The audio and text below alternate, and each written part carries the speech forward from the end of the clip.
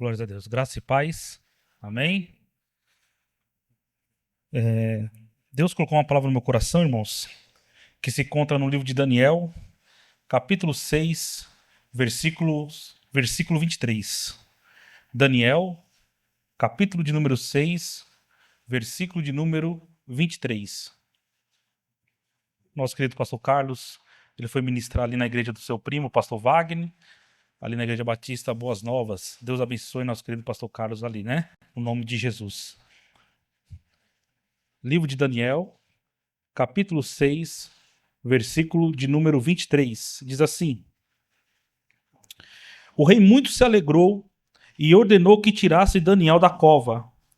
Quando tiraram da cova, viram que não havia nele nenhum ferimento, pois ele tinha confiado no seu Deus. Amém? Vamos orar? Soberano Deus e eterno Pai, no nome de Jesus, queremos lhe agradecer, meu Deus, por estarmos aqui em tua presença, Pai. Pai Celestial, fale conosco, ó Deus, usa nossas vidas, ó Pai, para que nós possamos entender, compreender a tua palavra. Ilumine, Senhor, nossos corações, nossas mentes, Senhor, para a glória do teu nome. Graça te damos por tudo, ó Deus, te louvamos e te agradecemos, no nome de Jesus. Amém.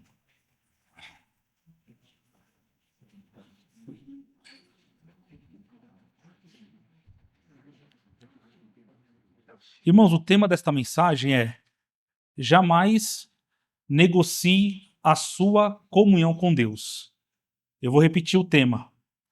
O tema da mensagem é: jamais negocie a sua comunhão com Deus. Amém? Irmãos, nós vemos que nos dias atuais está tendo uma grande falta de credibilidade. E isso é no geral, né? Isto é na política, isto é nas empresas, isto é também, infelizmente, nas igrejas. Há uma grande falta de credibilidade, de confiança de uma pessoa que possa passar ali para o seu patrão, que possa passar ali para seus amigos, ou quando muitas das vezes vemos isso também nas igrejas, no geral.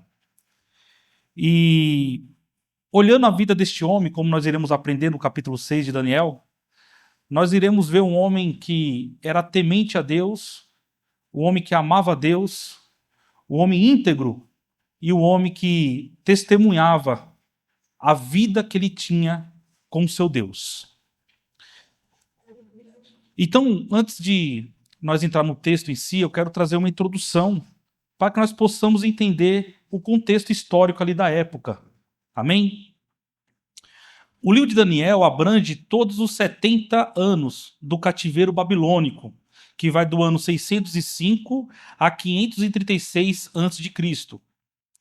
Daniel, ele foi um dos jovens, aproximadamente com seus 15 anos, cativos, judeus, inteligentes e de boa aparência, deportados para a Babilônia por Nabucodonosor quando Jeoaquim era rei de Judá, isso no ano 604 a.C. O livro começa em 605 a.C., quando a Babilônia conquistou Jerusalém e levou Daniel ao exílio, junto com seus 3 amigos, Ananias, Misael e Azarias. E no ano 539 a.C., os Medo-Persa sitiaram e conquistaram a Babilônia. Ali, ele foi instruído na cultura dos babilônicos. Foi na Babilônia que Daniel passou toda a sua vida, talvez aproximadamente com seus 85 anos. Aproximadamente. Daniel, de estadista, foi eleito por indicação real a servir como conselheiro de reis e também era profeta em 2 impérios mundiais, a saber, a Babilônia e o Medo-Persa. No capítulo 5 de Daniel, Belsazar, filho, ou também há uma divergência entre os estudiosos, que talvez ele era filho ou neto de Nabucodonosor. Ele ofereceu um grande banquete, está no capítulo 5 de Daniel, e usou os utensílios sagrados de ouro, de prata, que Nabucodonosor havia levado do templo em Jerusalém. E no meio desta festa, irmãos, apareceram uns dedos de mão de homem que escreveu na parede as seguintes escritas: Mene, Mene, Tekel e Parsim. O que significa? Mene, o rei apavorado ofereceu um manto de púrpura, uma cadeira de ouro e uma promoção para quem interpretar a inscrição. Então apareceu ali aquelas letras, o rei olhou, ficou com medo, e ali ele mandou chamar os sábios, todos ali da Babilônia, para interpretar aquelas palavras, porém não se achou ninguém. Aí a sua mãe falou: olha, existe um chamado Daniel, ele interpreta sonhos, ele conhece, tanto que ele interpretou ali o sonho de Nabucodonosor, quando ele teve o sonho ali daquela estátua gigantesca ali. Por conseguinte, Daniel, ele foi convocado para interpretar a escrita. E Daniel interpretou, irmãos. Mene, que quer dizer, contou Deus o teu reino e acabou. Tekel, pesado foste na balança e foste achado em falta. Persim, o teu reino foi dividido e entregue aos medos e persas. Naquela mesma noite, os exércitos medo-persa invadiram a Babilônia, mataram Belsazar, que era o rei, e se tornaram agora uma nova potência mundial sob o governo de Dário o Medo. Aí no versículo número 1 do capítulo 6 de Daniel, diz assim: Dário achou por bem nomear 120 sátrapas para governar todo o reino. No versículo 2 do capítulo 6, ele designou 3 supervisores sobre eles, um dos quais era Daniel. Os sátrapas tinham que prestar contas a eles para que o rei não sofresse nenhuma perda. Então, quando o rei Dário ele conquistou a Babilônia, ele com muita sabedoria, né, chegou agora um novo reino, ele falou: então vou colocar pessoas aqui para fiscalizar todas as províncias ali na região da Babilônia. Então ele nomeou 120 sátrapas, não sabemos ao certo, né, qual era esse talvez ofício, o que significa a palavra, mas possivelmente era governadores, né? Então cada província ali tinha o seu governador. E Daniel ele foi escolhido entre 3 para ficar fiscalizando esses 120 sátrapas. Então era uma responsabilidade muito grande. Por quê? O rei sabia que tinha corrupção ali no meio. Havia corrupção. E ele, como um homem muito sábio, inteligente, ele falou: opa, peraí, eu vou fiscalizar ali toda a região da Babilônia. Daniel estava na corte persa. E o rei Dário o nomeou entre um dos 3 supervisores sobre 120 sátrapas que administravam as províncias do império. O novo governante desejava organizar a administração do seu reino conquistado para que não tivesse perdas financeiras em seu governo. Isso não foi nada legal para aqueles que estavam roubando o rei. Então, eles ali já ficaram com o pé atrás, porque eles sabiam da vida de Daniel, que era um homem íntegro, um homem exemplar, um homem que não se achava falhas ali. Então eles ficaram com medo. Aqueles que estavam saqueando o rei, roubando ali o rei. No versículo 3 do capítulo 6 de Daniel diz assim: ora, Daniel se destacou tanto entre os supervisores e os sátrapas por suas grandes qualidades, que o rei planejou estabelecê-lo sobre todo o reino. Olha só, irmãos. Ele foi eleito para ali investigar, né, fiscalizar aqueles sátrapas junto com mais 2. Mas o rei olhou para Daniel e viu um homem tão íntegro que queria colocá-lo, melhor dizendo, como superior. Quer dizer, abaixo do rei vinha ali o Daniel. Quer dizer, Daniel, eu vou te colocar nessa responsabilidade, para que você possa tomar conta ali, não só apenas dos sátrapas, os 120, mas também dos outros 2 supervisores que estavam ali trabalhando ao seu lado. E já uma aplicação aqui, irmãos. Hoje nós vemos que há muitas pessoas cristãs que entram no emprego e ali é mandado embora, muitas das vezes, né? Não aqui de maneira nenhuma generalizando. Aí esse camarada chega no pastor, fala: pastor, fui mandado embora, ore por mim, para que Deus possa me abrir uma porta de emprego. Aí o pastor vai, ora por ele, né? Para que Deus possa ter misericórdia. Aí de repente esse pastor conhece o dono da empresa e vai até lá e conversa com o dono da empresa e fala assim: olha, por que você mandou aquele irmão embora? Né? O que aconteceu? Aí o patrão fala: nossa, pastor, você nem sabe. Na hora do trabalho ele ficava no celular. Em vez de fazer 1 hora de almoço, ele fazia 2. Chegava atrasado no trabalho. Aí ainda pede pro pastor orar. Ainda pede pro pastor orar por ele, né? Mas é assim mesmo, vamos lá. Era impossível o rei Dário ter controle sobre todo o império. Então a primeira coisa que ele fez foi coletar informações e ele ficou sabendo que havia um homem que tinha uma grande reputação de ser um homem honesto, sábio, aquilo que a Bíblia chama de um espírito excelente. Daniel, mesmo aposentado, porque aqui, irmão, ele já tinha aproximadamente seus 85 anos. O rei o nomeou como um dos 3 administradores sobre todo o reino. No versículo 4, de Daniel, diz assim: diante disso, os supervisores e os sátrapas procuraram motivos para acusar Daniel em sua administração governamental, mas nada conseguiram. Não puderam achar nele falta alguma, pois ele era fiel, não negligente e nem corrupto. Os invejosos sabiam ser impossível culpar Daniel em algum crime, pois Daniel era um homem fiel e honesto. Eles sabiam que, tendo Daniel no comando, eles não teriam a oportunidade de roubar o rei. Então, o que eles pensaram?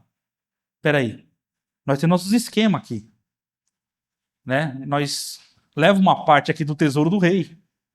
E com esse Daniel aí, sobre a autoridade do rei, nós vamos tomar prejuízo. Então nós temos que pensar em algo para tirar Daniel daqui. Aí eles olharam a vida de Daniel, um homem honesto, um homem justo. Eles não viam falta em Daniel. Eles não achavam falta em Daniel. Ele era um homem honesto, um homem íntegro. E hoje em dia, irmão, como está em falta essas pessoas? É muito triste isso. Na política nem se fala, né, irmãos? É tanta corrupção que, meu Deus do céu. Deus, levante Daniel naquele lugar. Porque, olha, é terrível. É muita corrupção. É demais. Nós sabemos disso. Aí, quando não, nas empresas. Quando não, né, infelizmente, em algumas igrejas. Né? E assim por diante. Então, esta falta de pessoas está em falta. Está em falta essas pessoas. Infelizmente. Mas vamos continuar. Porque queremos aqui, irmãos, viver o evangelho. Queremos aqui, irmãos, tirar o exemplo de Daniel, entre outros também da Bíblia, para que nós possamos, com a graça de Deus, ser sim, temente a Deus, ser fiel, fazer nosso trabalho e agir com honestidade, seja onde nós estivermos, qualquer lugar, ser honestos. Finalmente, no versículo 5 do capítulo 6 de Daniel, diz assim, finalmente, esses homens disseram: jamais encontraremos algum motivo para acusar esse Daniel, a menos, que seja algo relacionado com a lei do Deus dele. Quer dizer, na parte do dinheiro, esse homem não tem nenhum envolvimento com corrupção. Não podemos acusá-lo. Então o que nós iremos fazer? Aí talvez já se levantou, peraí. Esse Daniel serve a Deus. Então vamos entrar na parte religiosa para atingir Daniel. Olha só, irmãos. Daniel tinha um caráter tão impecável a ponto de não ser acusado de alguma coisa. Não havia barganha com Daniel. Com ele era impossível os oficiais conspirarem, tentarem a Daniel a fazer algo ilegal. Só restava incriminá-lo por sua fé. Quer dizer, só isso que resta. Porque se nós chegar aí, Daniel, faz um esqueminha aqui para nós, que você vai ganhar tanto. Daniel fala, não, eu não faço isso. Ô Daniel, você vai ter regalias aqui, rapaz. Entra aqui no nosso joguinho aqui. Não, eu sirvo a Deus. Eu sou temente a Deus, eu não faço isso. Eu não faço isso. Olha só, irmãos. No versículo 6 do capítulo 6 de Daniel diz assim: assim os supervisores, os sátrapas, de comum acordo, foram falar com o rei. E disseram, ó rei Dário, vive para sempre. Todos os supervisores reais, os prefeitos, os sátrapas, os conselheiros e os governadores concordaram e que o rei deve emitir um decreto e impor uma proibição, segundo o qual todo aquele que orar a qualquer deus ou a qualquer homem nos próximos 30 dias, exceto a ti, ó rei, seja atirado na cova dos leões. No versículo 8 do capítulo 6 de Daniel. Agora, ó rei, emite um decreto e assina-o, para que não seja alterado, conforme a lei dos medos e dos persas, que não pode ser revogada. Assim o rei Dário assinou o decreto. O rei Dário ficou impressionado quando 120 dos supervisores se reuniram em sua sala do trono para ter uma audiência com ele. Vemos que Daniel não estava lá. É lógico, né? Pois a conspiração era contra Daniel. A intenção desta lei, irmãos, não era afetar ali o povo que habitava na Babilônia. Era para afetar diretamente a Daniel. A Daniel. Porque corrupção ele não ia se envolver. Ele não ia entrar aqui nos esquemas aqui que nós temos aqui na Babilônia. Então, vamos entrar na questão religiosa.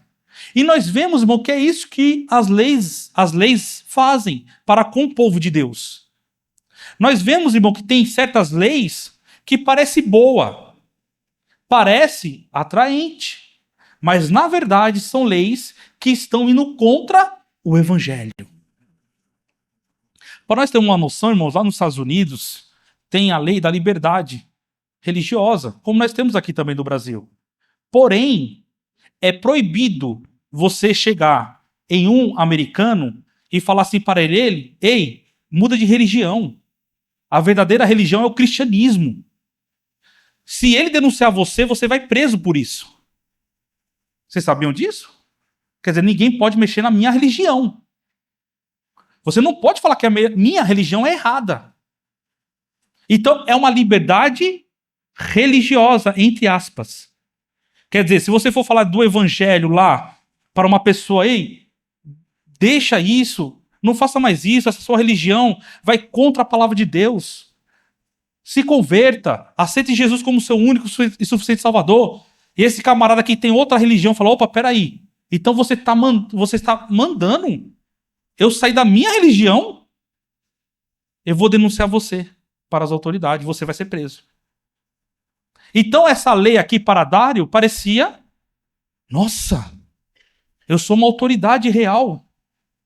Olha só, durante um mês, toda a Babilônia só vai poder clamar a mim, a Dário. Olha só, irmãos, parecia para Dário tudo certo. Ele não imaginava que era uma conspiração contra o seu melhor funcionário, Daniel. Era uma estratégia. Olha só.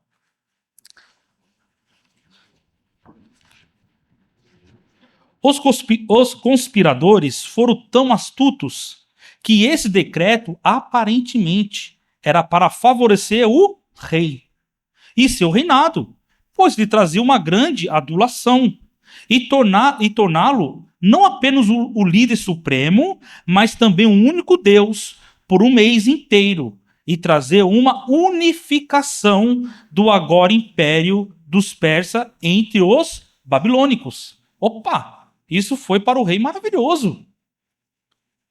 Cheguei faz pouco tempo, né? Eu vou mostrar a minha total autoridade diante da Babilônia. Então, isso soou muito bem para Dário. No versículo 10 do capítulo 6 de Daniel, diz assim: quando Daniel ele soube que o decreto tinha sido publicado, foi para casa, para o seu quarto, no andar de cima, cujas as janelas davam para Jerusalém. E ali fez o que costumava fazer. 3 vezes por dia ele se ajoelhava e orava, agradecendo ao seu Deus. No versículo 11, então aqueles homens foram investigar e encontraram Daniel orando, pedindo ajuda a Deus. Olha só, irmãos. Os conspiradores não perderam tempo e foram até a casa de Daniel e ouviram ele orar a Deus. Ele orava 3 vezes ao dia, como está lá em Salmos 55, versículo 17, que diz: ao anoitecer e ao amanhecer e ao meio-dia choro angustiado, e ele ouve a minha voz. Daniel orava em direção à cidade santa de Jerusalém. Então vamos lá.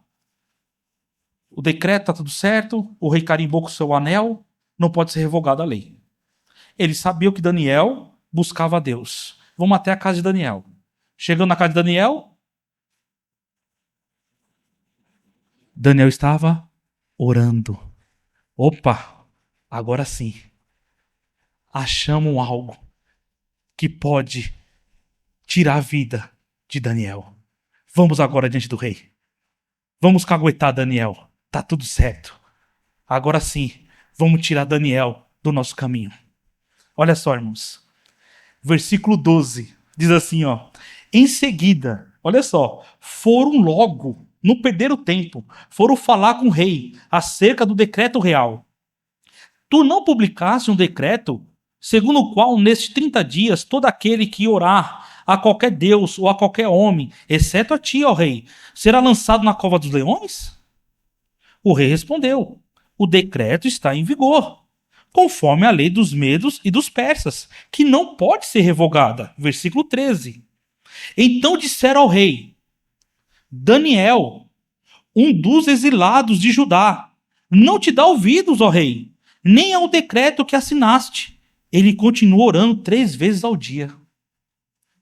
Quando o rei ouviu isso, ficou muito contrariado e decidiu salvar Daniel. Até o pôr do sol, fez o possível para livrá-lo. Contudo, os homens lhe disseram: lembra-te, ó rei, de que, segundo a lei dos medos dos persas, nenhum decreto ou edito do rei pode ser modificado.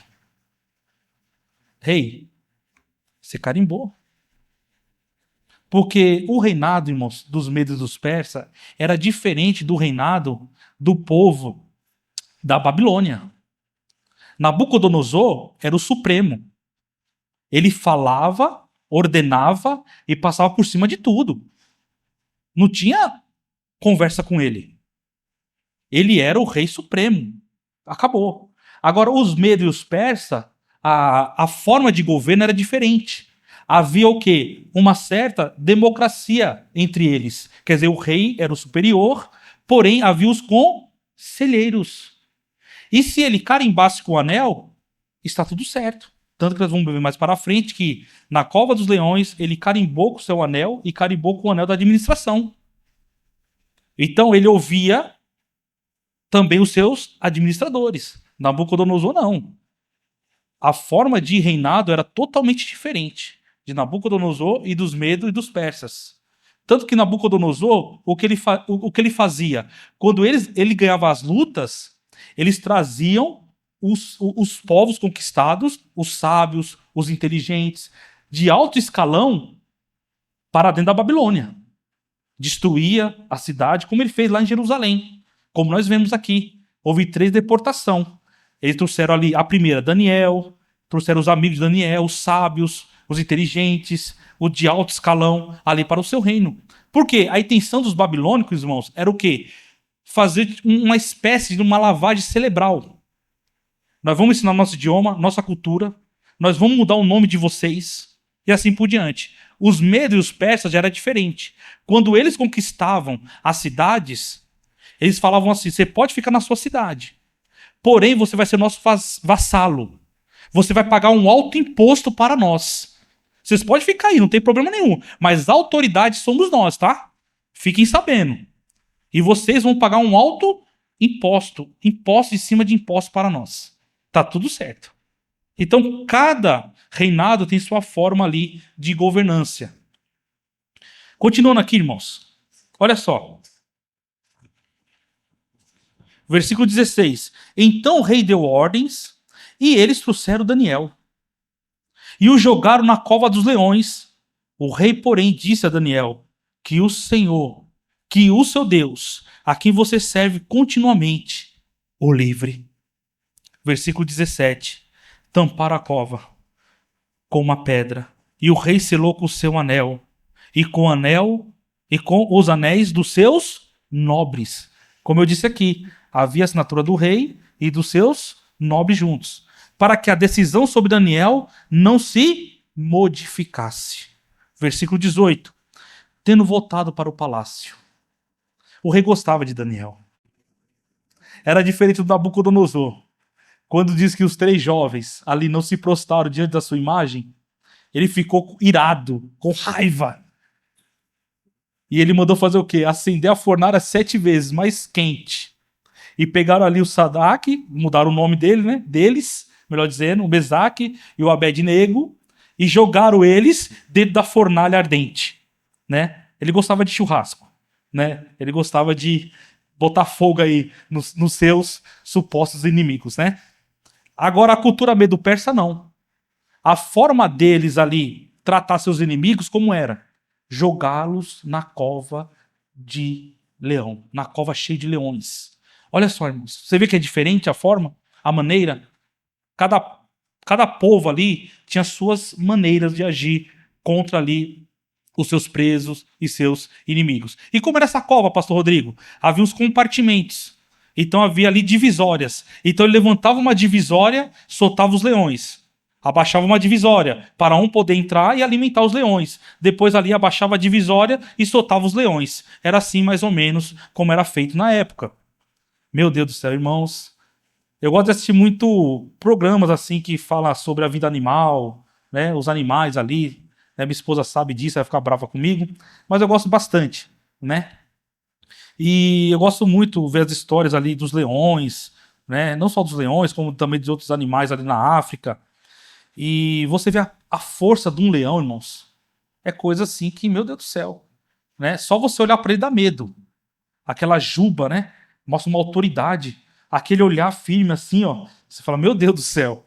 É uma coisa assim muito, né? Que dá um espanto, né, Elber? Você fica, meu Deus do céu, já pensou eu na frente desse animal, grandioso animal, que ao mesmo tempo que é bonito, é lindo, mas dá medo.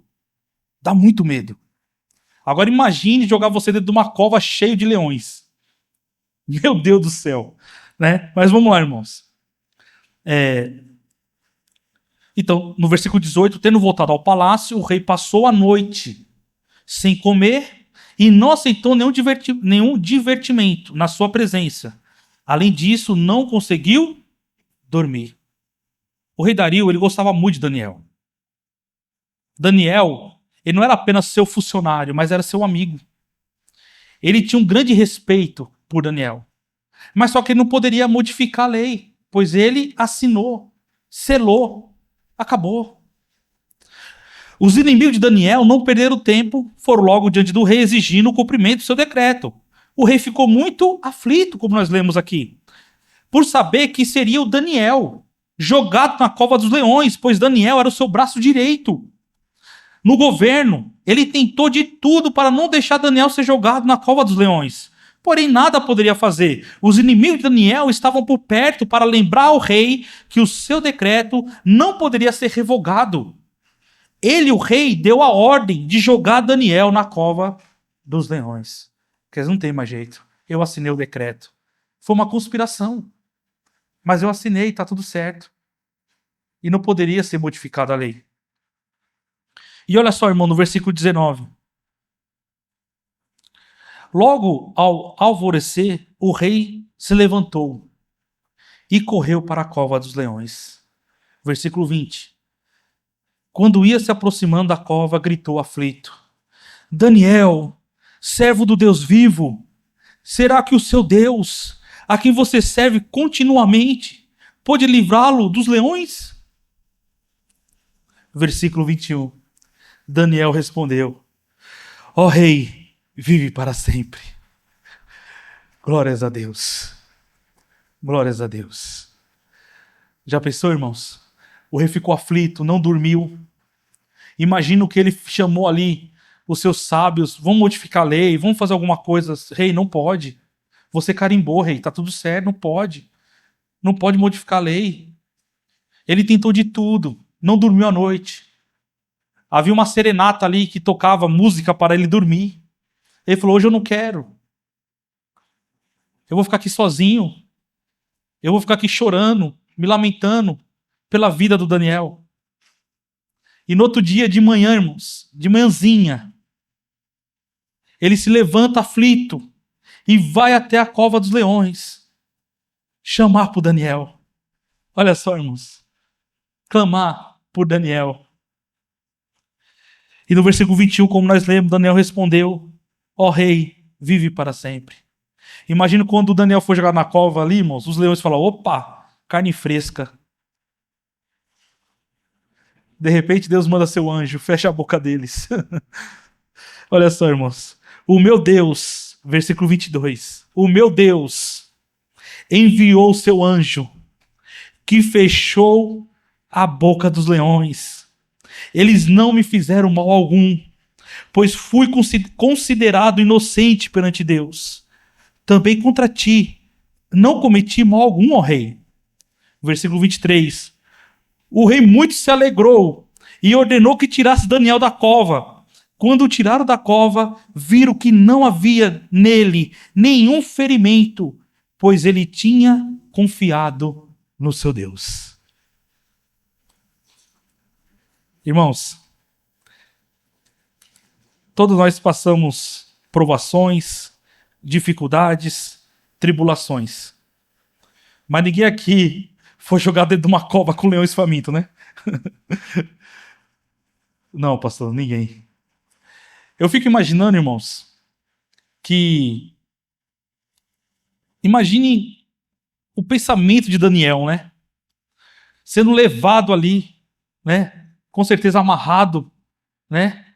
Aqueles homens ali pegaram ele e jogaram dentro da cova ali. Minha vida acabou. Minha vida acabou. Mas Deus enviou seu anjo e livrou Daniel daqueles leões famintos. Pela manhã, ao romper o dia, se levantou preocupado o rei, foi até a cova dos leões, ver se o Deus de Daniel, que ele servia continuamente, o livrou. E Dario gritou aflito pelo seu servo, que era fiel a Deus e a ele. E Daniel respondeu que o Senhor enviou seu anjo, que fechou a boca dos leões. Versículo 24. Então, por ordem do rei, os homens que tinham acusado Daniel foram atirados na cova dos leões, com suas mulheres e com seus filhos. Antes de chegar ao fundo da cova, os leões os atacaram e despedaçaram todos seus ossos. Versículo 25. Então o rei Dário escreveu aos homens de todos os povos e nações e línguas e de toda a terra: paz e prosperidade. Faça um decreto para que em todos os domínios do império os homens temam e reverenciem o Deus de Daniel, pois ele é o Deus vivo e permanece para sempre. O seu reino não será destruído e o seu domínio jamais acabará. Versículo 27. Ele livra, salva e faz sinais e maravilhas nos céus e na terra. Ele livrou Daniel do poder dos leões. Assim Daniel prosperou durante os reinados de Dário e de Ciro, o persa. Olha só, irmãos. Então, quando o rei viu que Daniel estava vivo, ele mandou pegar os inimigos de Daniel e jogar dentro da cova. Ou seja, opa, agora sim nós podemos comer, agora sim nós podemos devorá-los, né? Agora sim chegou a refeição certa, porque Daniel não era uma carne boa para eles, não. O soberano Deus mandou o seu anjo e fechou a boca daqueles leões famintos. Louvado seja o nome do Senhor. E pegaram aqueles homens que acusaram Daniel, pegaram os seus filhos, sua família, esposa, e jogaram na cova dos leões. E diz o texto que antes de chegar no fundo, lá atrás, no último compartimento, os leões já devoraram. Imagina a fome, né, mano? Ficaram um dia sem comer, né? Então, né, cabe a nós que eles estavam famintos, né? Porque Daniel não deu certo, né? Então, eles estavam muito famintos, né? E, Pastor Rodrigo, o que podemos aprender, né? Com essa lição maravilhosa, com esse texto maravilhoso. Talvez muitos de vocês participaram de escolinhas infantis quando eram pequenos. E esta história de Daniel é muito contada nas classes de crianças, não é mesmo? Né? Então talvez você esteja lembrando aí. Né? Mas quais são as lições? Né?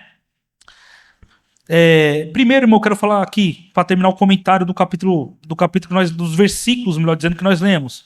Os inimigos de Daniel, juntamente com as suas esposas e crianças, são lançados na cova dos leões. Dário fez um decreto que o Deus de Daniel deveria ser temido, reverenciado, pois ele é um Deus vivo e seu reino não tem fim. Esse Deus faz sinais e maravilhas nos céus e na terra. Ele livrou Daniel da cova dos leões. Irmãos, lemos o texto. Aprendemos aqui. Eu trouxe algumas informações para os irmãos. Agora, Pastor Rodrigo, o que podemos aprender? Quais são as lições? A primeira lição que eu quero destacar aqui. Primeiro, nunca chegaremos a um período da nossa vida que as provações e as tentações irão acabar. Só quando partirmos desta vida e nos encontrarmos com o Senhor. Irmãos, vamos lá. Daniel já tinha passado por várias experiências na Babilônia. E uma coisa também que eu não disse, quero destacar, porque o povo de Judá foram exilados na Babilônia por desobediência a Deus, tá? Deus enviou seus profetas, falou com o povo de Judá se arrepender, não se arrependeram, os reis eram maus, não obedeciam a Deus, caíram na idolatria, enfim, fizeram coisas terríveis. Quer dizer, Deus avisou, Deus alertou. Lá em Jeremias, o profeta Jeremias viveu também antes do exílio. Ele, no seu livro, inclusive Daniel leu e entendeu que seria 70 anos de cativo, que o povo de Israel ia passar lá na Babilônia.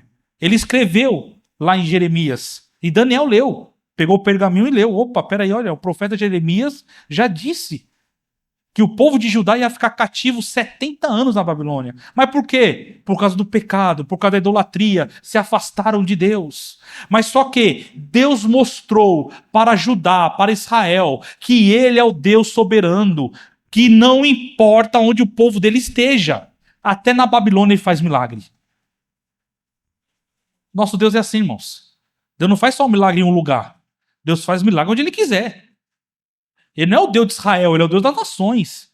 Ele é o soberano, ele é o Senhor. Então, nunca chegaremos, irmãos, a um período da nossa vida que as provações e as tentações irão acabar. Você vê que Daniel já estava velho, com seus 85 anos aproximadamente. E olha só a provação que esse homem passou. Já tinha passado tantas coisas, desde lá quando chegou na Babilônia com seus amigos, né? Quando ele ali foi chamado diante de Nabucodonosor e ele ali trouxe a revelação do seu sonho. Porque Nabucodonosor, irmão, sabe o que ele fez? Ele teve um sonho. E ele chamou ali os sábios da Babilônia, os feiticeiros, todos ali. E falou assim, ei, eu tive um sonho, me revele. Aí os sábios ali da Babilônia falaram, mas como assim, rei? Como nós vamos revelar um sonho sem ter ouvido? Fale o sonho. Ele, não vou falar meu sonho. Revele. Qual foi meu sonho? Não, rei, mas isso nunca aconteceu. Como nós podemos revelar um sonho, sendo que você não fala esse sonho para nós? Não tem como, isso é impossível. Só os deuses podem fazer isso. Aí Nabucodonosor fez um decreto. Todos os sábios da Babilônia, os feiticeiros, vão ser mortos. Todos. Aí o chefe da guarda, ali, ele conhecia Daniel. Daniel chegou diante dele e falou: o que está acontecendo? Aí ele falou a história. Aí o que Daniel foi fazer? Chamou seus 3 amigos, falou: vamos orar e jejuar, para que Deus possa revelar o sonho do rei e trazer sua interpretação. E Deus mostrou para Daniel qual era o sonho do rei e sua interpretação. Olha só. E quando Nabucodonosor ouviu Daniel falar, se espantou. E elegeu ele juntamente com seus 3 amigos. Olha só que o seu mundo já passou. Depois, mais para frente, ele revela também outro sonho de Nabucodonosor. Porque ele era muito soberbo e orgulhoso. E falou: olha, rei, se você não se converter, não olhar para Deus, entender que Ele é o Criador dos céus e da terra, que você apenas é um homem, você vai ficar igual um jumento comendo mato. Um jumento selvagem. Daniel avisou. O rei não obedeceu. Ele se tornou um animal, irmãos. Diz a Bíblia que cresceu pelos, como de um animal, em todo o seu corpo. Ele ficou encurvado, comendo capim. Olha só que Daniel já vivenciou. Então nós vemos que Daniel, ele passou por muitas coisas ali na Babilônia. Mas, olha só, ele com 85 anos, na sua velhice, ainda ele teve mais essa experiência, mas esta aprovação também. Então o que eu quero dizer, irmãos, que não importa a nossa idade, enquanto nós estivermos aqui neste mundo, irmãos, iremos sempre passar por provações, por tentações. Mesmo que você seja um servo temente a Deus, como foi Daniel. Porque, irmãos, às vezes nós pensamos, quando estamos buscando a Deus, lendo a Bíblia, vindo para os cultos, vindo para a escola dominical, enfim, tendo uma vida cristã ali com Deus, estou blindado. Não vou passar por nenhuma provação. Deus me blindou. Pelo contrário, Daniel orava 3 vezes ao dia. Daniel era um homem muito temente a Deus. E olha só o que ele passou. Mas Deus foi glorificado através da vida de Daniel. Então a primeira lição é que nunca chegaremos a um período da nossa vida que as provações ou as tentações irão acabar. Só quando partirmos desta vida e nos encontrarmos com o nosso Senhor. Aí sim, irmãos. Mas quando nós estivermos aqui, sempre vamos passar por provações e tentações. A segunda lição: temos que ser os melhores empregados em nosso trabalho. Você pode ver que Daniel, ele deu um exemplo aqui na Babilônia. Daniel, ele era um homem que, além de ser temente a Deus, amava a Deus. Ele, quando serviu o reinado aqui, né, quando ele passou no reinado de Nabucodonosor, quando ele passou pelo reinado aqui de Dário, ele foi, irmãos, um exemplo de justiça. Não havia falha nele. Então, meu querido irmão, como Paulo ele diz lá em Efésios, que nós, como servos, quando nós temos o Senhor, quer dizer, o patrão, temos que servi-lo como se nós estivéssemos servindo ao próprio Deus. Aí você vê crente fazendo rebelião em empresas, desobedecendo o patrão, xingando o patrão. Opa, então já muda seu conceito, tá, irmão? Ah, pastor Rodrigo, então quer dizer que se eu for injustiçado na empresa, eu não devo processar a empresa? Aí é outro assunto, porque o seu patrão está infringindo a lei. É diferente. Mas se você está ali no seu trabalho, faça o seu papel. Trabalhe honestamente. Amém? Eu sei que muitos, né, vão chamar, lá o puxa-saco. Não importa, irmão, faça o seu trabalho. Sirva aos seus patrões, aos seus senhores. A Bíblia diz isto, como se estivesse servindo ao próprio Deus. Terceira lição: só podemos desobedecer a leis dos homens quando ela vai contra a palavra de Deus. Você pode ver, irmãos, que Daniel desobedeceu o mandato do rei. Por quê? Era contra os seus princípios. Essa lei eu não vou obedecer. Eu vou continuar buscando a Deus como sempre eu faço. 3 vezes ao dia, eu vou no meu quarto, eu vou me ajoelhar, eu vou aqui olhar onde está a cidade de Jerusalém, na direção de Jerusalém, e vou buscar o meu Deus. Então, irmãos, quando a lei dos homens vem contra os princípios bíblicos, aí nós, como crentes, desobedecemos. Quando nós vemos isso, pastor Rodrigo, além desse texto, nós vamos ver as parteiras lá do Egito. Quando o faraó deu a ordem, olha, mata todos os meninos. Elas fizeram isto? Não. Lá em Atos, quando Pedro e os irmãos ali receberam a lei para que eles não falassem mais o nome de Jesus, o que Pedro falou, mais importa obedecer a Deus do que os homens. Se amanhã aprovar uma lei que as igrejas evangélicas têm que aceitar casamentos homossexuais, nós não vamos aceitar. E se tiver na lei que pastores vão ser presos, eu vou ser preso. Os pastores aqui, muitos outros pastores vão ser tudo presos. Só aqueles que vão contra a palavra de Deus. Aí tem bastante também, né? Mas nós não vamos, irmãos, se prostrar diante dessas leis que vão contra o evangelho. E é isso que eles querem fazer, tá bom? Não fiquem espantados se daqui a um tempo eles colocarem esta lei, que já está transmitando aí dentro do Congresso e assim por diante. Porque eles querem ser aceitos, né? Ser aceitos nas igrejas, né? Que o pastor ministre ali seu casamento e assim por diante. Não iremos aceitar isso. A igreja de Jesus que prega o evangelho genuíno não vai se prostrar diante dessa lei. Então muitos crentes vão ser presos. Quarta lição.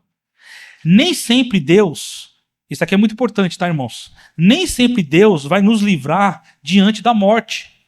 Porém, temos que entender que o nosso Senhor sempre tem o melhor para nós. Mesmo que a morte pareça ser terrível, porém temos que entregar tudo nas mãos de Deus e seja feita a sua vontade. Porque, irmãos, Deus poderia não livrar Daniel, mas Deus livrou Daniel. Deus livrou os 3 jovens que foram jogados na fornalha ardente. E eles falaram assim para Nabucodonosor: ei, se Deus quiser nos livrar, ele vai nos livrar. Se ele não quiser livrar também, não tem problema nenhum. Atos capítulo 12. Tiago foi morto à espada e Deus livrou Pedro da prisão. Quer dizer que Deus amava mais Pedro do que Tiago? De maneira nenhuma. De maneira nenhuma. Então nem sempre, irmãos, nem sempre, tá? Vai acontecer o livramento de Deus. Temos que entender isso. Tá bom? Mas o que nós temos que fazer? Descansar, entregar a nossa vida ao Senhor, independente do que aconteça. Paulo, ele fala em Romanos, capítulo 14, versículo 8. Se vivemos, vivemos para o Senhor. Se morremos, morremos para o Senhor. Assim, quer vivamos, quer morramos, somos do Senhor. Irmãos, para Deus não importa isso. Se você é um crente em Jesus, não importa se você está vivo, se você morrer. Se você morrer, vai para a eternidade. Se estivermos vivos, vamos ver para o Senhor, como estamos aqui. Mas quando nós morrer, como nosso irmão Miguel ministrou hoje na Escola Bíblica Dominical, nós vamos se encontrar com o Senhor. Agora os ímpios vão encarar o juízo de Deus. O juízo de Deus é o dano da segunda morte. É o afastamento de Deus por toda a eternidade. Mas o cristão não. As pessoas que ficam, logicamente, vão chorar, vão sofrer, vão se lamentar, sim, mas todavia temos que entender que ele não está morto, que aquele cristão que morreu, ele está vivo, ele está com o Senhor. Quinta lição: não podemos jamais perder nossa comunhão com Deus. Ei, irmãos, mesmo diante das imposições, mesmo diante das circunstâncias da vida, nunca perca sua comunhão com Deus. Daniel, sobre um decreto de morte. Ali era um decreto de morte, irmãos. Direto para ele. O que ele fez? Foi diante do rei chorar? Rei Dário, por favor, me salva. Você sabe que eu sou um servo de Deus. Você sabe que eu busco o Senhor. E agora? Vai tirar minha vida? Por quê? Sabe o que foi fazer? Foi para sua casa, para o seu quarto orar. Irmãos, quantas vezes nós falamos para o vizinho, para um conhecido, para a família, para o irmão em Cristo, mas não falamos para Deus os nossos problemas? Porque quando nós entregamos na mão de Deus, está nas mãos de Deus. Quando entregamos na mão dos homens, está na mão dos homens. Deus retira a sua mão. Entenda uma coisa, meu irmão. Temos que manter nossa comunhão com Deus. Daniel era um homem de oração. Ele orava 3 vezes ao dia. Para ele não importava. Ele sempre estava diante do seu Deus, o buscando em oração. E diante disso, irmãos, ele não se apavorou. Ele não ficou desesperado, saindo gritando nas ruas. Vão me matar, vão me matar. Ele não fugiu. Ele poderia fugir. Ele não fugiu. O que ele foi fazer? Orar, buscar o seu Deus. Porque ele tinha confiança no seu Deus. Ele cria que, se fosse a vontade de Deus, Deus poderia livrá-lo daquela cova com aqueles leões famintos. Confia no seu Deus, meu irmão. Não perca a sua confiança em Deus. Não confie nos homens, confie em Deus. Os homens é falho. Somos falhos. Busque a Deus. Não perca a sua comunhão com Deus por nada deste mundo. Não perca isso, meu irmão. Ah, pastor Rodrigo, estou trabalhando demais. Eu estou fazendo outras coisas. Minha vida está uma correria. Isso, irmão, é desculpa, nossa. Isso é desculpa. O doutor Lloyd Jones, que era um médico formado, professor de medicina, né? Um homem, enfim, que escreveu vários livros. Em um dos seus livros, sua biografia eu li, ele fala assim que ele estava no curso de medicina e os médicos falam assim: ah, doutor, não temos tempo. Não temos tempo. Os médicos cristãos, para orar, buscar a Deus, ele falou: opa, peraí, eu sou professor, sou médico, atuo na profissão e eu tenho meu tempo de oração com Deus. Eu tenho meu tempo de comunhão com Deus. Então isso é desculpa, tá? Jesus, ele se retirava para orar. Imagine a agenda de Jesus. Imagine a agenda. Irmãos, Jesus não tinha nem sossego para dormir. Quando ele dormiu um pouquinho na popa do barco, acorda Jesus, acorda Jesus. Quando ele dormiu um pouquinho na popa do barco, foram acordar o mestre. Jesus não tinha tempo. Humanamente falando, então Jesus não tinha tempo. A multidão seguia, os discípulos ali, a multidão. Mas diz a Bíblia que Jesus, ele se retirava para orar. Então, se Jesus tinha uma agenda de oração, eu e você temos que ter uma agenda também para orar, tá bom? Isso não é desculpa, tá? Tenha a sua vida com Deus. Ore, busque o Senhor, tenha comunhão com seu Deus. 6ª lição. Daniel não clamou por vingança, mas pela justiça de Deus. A vingança pertence a Deus e não a nós. Romanos capítulo 12, versículo 19, que diz: amados, nunca procurem vingar-se, mas deixe com Deus a ira, pois está escrito: minha vingança, e eu retribuirei, diz o Senhor. Sabe por que eu digo isso, irmãos? Que infelizmente, no meio cristão há muito isso, né? Cristão pensa que o irmão em Cristo é seu inimigo. Até tem um hino, né? Quem me viu na prova e não me ajudou, quando veio na bênção, vai se arrepender, né? Vou subir no palco, né? Quer dizer, irmãos, isso não é evangelho, né? Isso não é evangelho. Isso está na contramão do evangelho. Porque Jesus, ele diz para nós orar pelos nossos inimigos.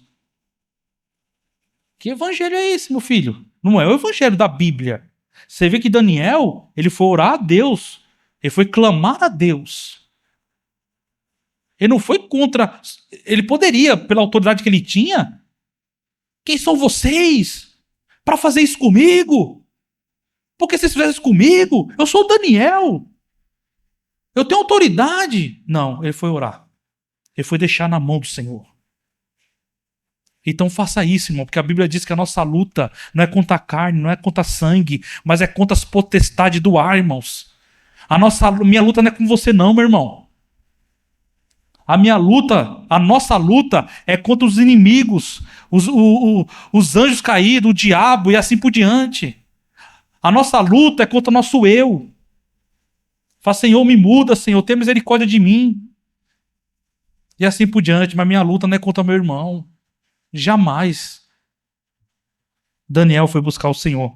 E a 7ª lição, para terminar, Deus, através do seu servo Daniel, mostrou para Dário e seus funcionários e para todo o império que ele reina e tem todo o domínio nos céus e na terra. Glórias a Deus. Deus mostrou para o rei que ele é o Senhor soberano, que ele é o Deus eterno.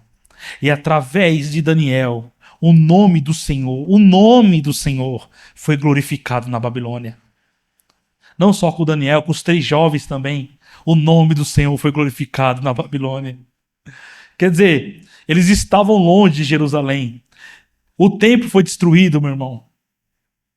Já pensou a tristeza do coração deles, de Daniel, dos irmãos exilados?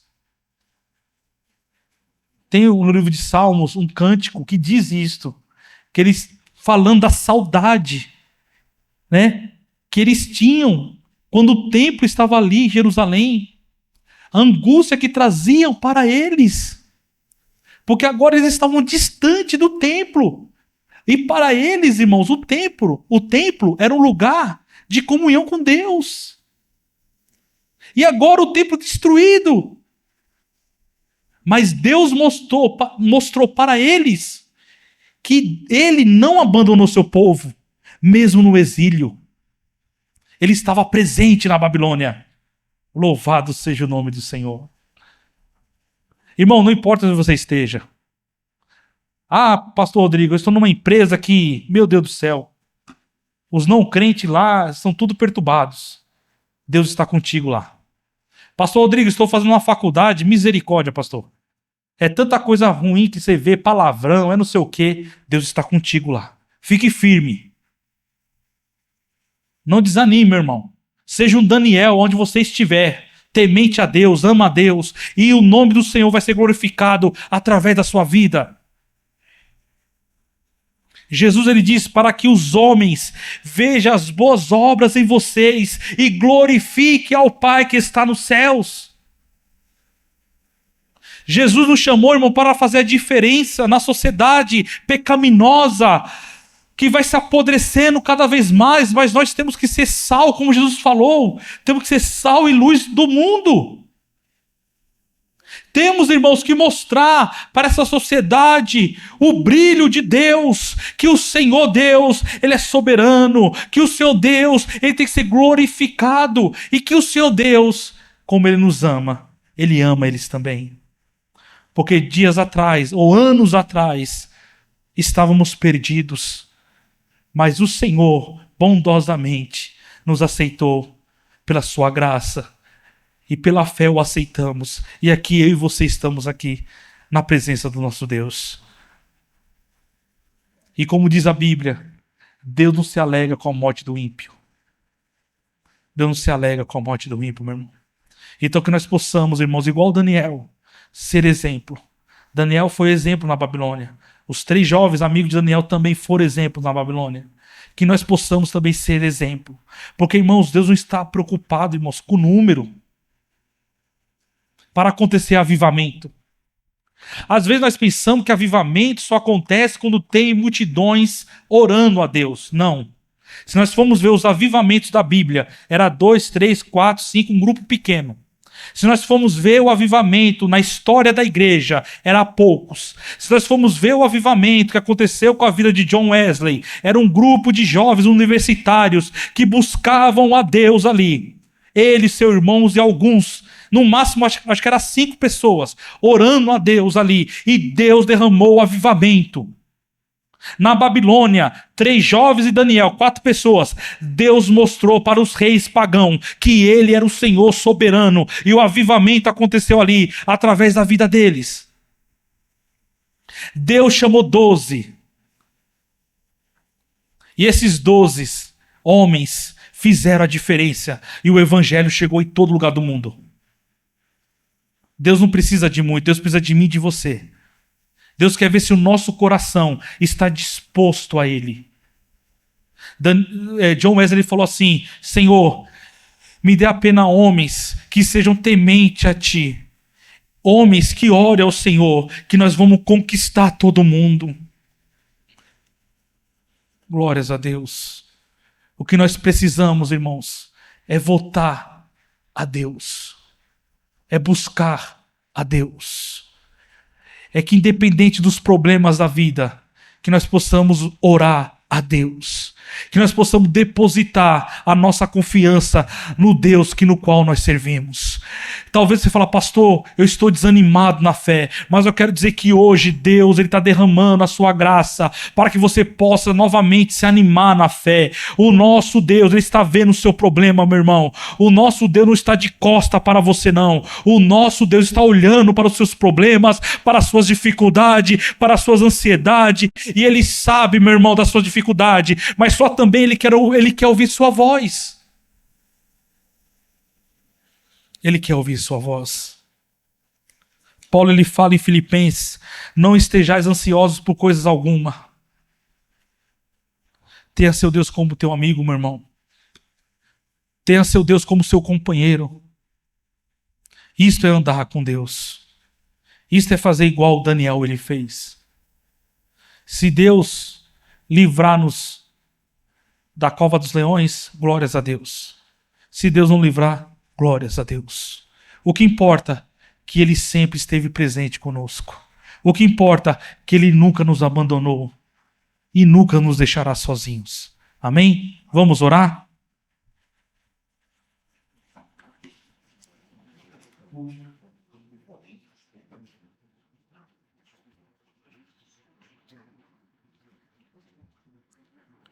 Glórias a Deus.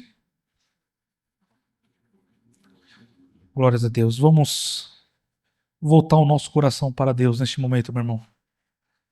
Vamos nos arrepender dos nossos pecados e clamar ao Senhor para que Ele possa avivar nossas vidas em Sua presença. Vamos entender, irmãos, que Deus, Ele está do nosso lado. Que Ele nunca vai deixar nós sozinhos ou abandonado. Isso é conversa do diabo, tá, irmãos? Às vezes, quando nós se afastamos de Deus, o diabo, ele começa a colocar isso na nossa mente. Deus te deixou. Você está sozinho nesta luta, nesta provação. Ei, você não está sozinho. O que você tem que fazer é igual Daniel, buscar a Deus. É subir, entrar no teu quarto, dobrar teu joelho e falar para Deus das suas angústias e dos seus problemas. E Deus, Ele vai entrar com providência. E Deus, Ele vai te animar. E Deus vai te dar graça. E Deus vai fortalecer a tua fé para a glória do teu nome. Senhor Deus e Pai, no nome de Jesus, aqui nós estamos, ó Deus, diante da tua presença, ó Pai. E queremos lhe agradecer por esta mensagem, ó Deus. Queremos te louvar, Senhor, que nós aprendemos lições valiosas, ó Pai, acerca da vida do teu servo, Pai, que estava exilado na Babilônia, Senhor. Meu Deus, aprendemos, ó Deus, que mesmo longe do templo, Senhor, mas Daniel não estava longe do Senhor, porque a tua palavra diz que ele buscava o Senhor 3 vezes ao dia, Pai. Senhor Deus, muitas vezes nós se afastamos do Senhor, meu Pai, devido, meu Deus, tantas coisas, ó Pai, que nós mesmos fazemos, erramos pelos nossos pecados, mas nós lhe pedimos nesta noite perdão. Senhor, perdoe nossas falhas, nossos erros, Senhor, para que nós possamos voltar, Senhor, ter a comunhão contigo, Senhor, para que nós possamos, ó Deus, com a tua graça, Pai, entender, Senhor, que o Senhor está conosco nesta provação, nessas dificuldades da vida, Senhor. Aprendemos, ó Deus, que Não importa, Senhor, nossa idade, Senhor, que quando nós estivermos nesta vida, Senhor, as provações virão, mas também aprendemos que o Senhor nunca vai nos abandonar, porque o Senhor mesmo disse, Senhor Jesus, que estaria conosco todos os dias até a consumação dos séculos. Senhor Deus, aviva a tua igreja, Pai. Senhor Deus, que nós possamos, ó Pai, refletir, meu Deus, ser luz do mundo, Senhor, como a tua palavra diz. Refletir a tua luz, Senhor Jesus, sobre nós, para que nós possamos fazer diferença, Senhor, aonde nós estivermos. Daniel fez a diferença na Babilônia. Os seus amigos também fizeram a diferença ali na Babilônia, Senhor. Meu Deus, que nós possamos fazer também a diferença, seja na faculdade no qual estudamos, seja no trabalho, Senhor, meu Deus, seja na condução, enfim, meu Deus, aonde nós estivermos, que nós possamos fazer a diferença, Senhor. Meu Deus, para que em tudo isto, Pai, o Teu nome possa ser glorificado, Senhor, através das nossas ações, através das nossas atitudes, ó Deus, para a glória do Teu nome. Nos ajude, Pai, nos fortaleça na fé, aviva a Tua igreja, aviva a Tua obra, Senhor, para que nós possamos, ó Deus, caminhar juntos, ó Deus, para a glória e para a honra do Teu eterno e bendito nome, Senhor Jesus. Graça te damos por tudo, Pai, te louvamos e te agradecemos, ó Pai, por essas lições que aprendemos hoje da Tua palavra, no nome de Jesus. Amém.